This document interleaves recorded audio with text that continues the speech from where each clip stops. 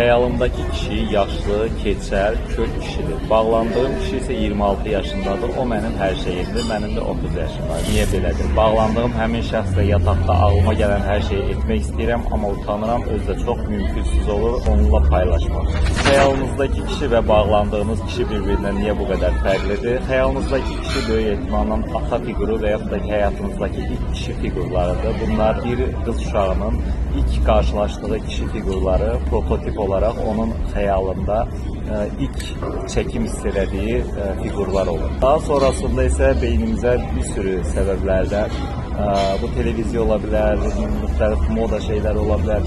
Bir fiqur yerləşdirilir, gözəlliklə əlaqəli, çəkiciliklə əlaqəli bir fiqur yerləşdirilir və beyin artıq bizə yaraşanı sanki seçməyə çalışır, amma şuur altında yerləşən o tanıdıq fiqur daha çəkici gəlir, sanki onunla daha rahat olma kimi olur.